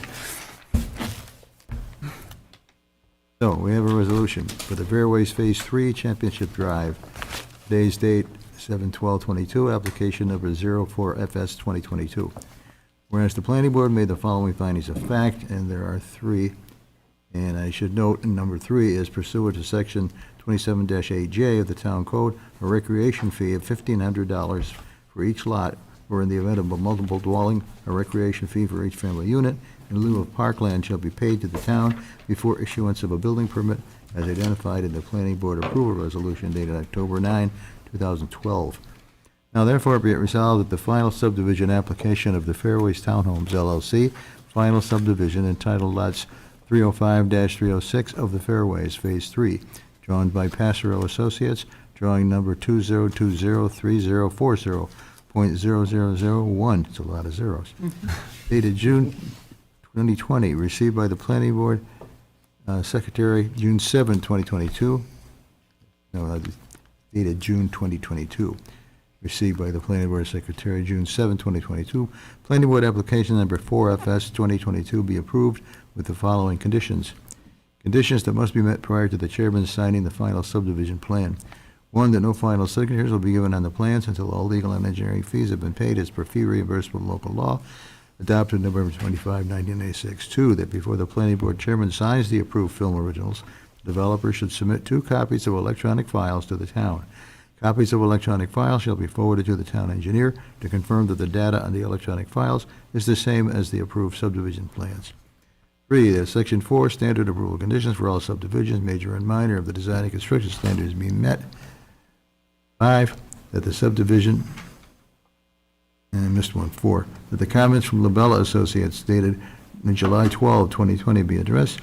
Number 5, that the subdivision which was approved on May 22, 2007 be modified, and the application of the Fairways Townhouses LLC dated June 7, 2022 for a modification of the approved subdivision be granted, provided that the developer comply with all conditions stated in the prior final subdivision approval dated May 22, 2007, and further complies with the requirements herein. Conditions that are ongoing standard conditions that must be adhered to. Number 1, that the final subdivision complies with the Town of Victor design and construction standards for land development, including Section 4. Number 2, that approved subdivision maps, including conservation easements, lot consolidations, and lot line adjustments, shall be submitted in digital format, AutoCAD 2002 or latest version, effective January 1, 2004, per Town Board Resolution Number 193 of June 23, 2003.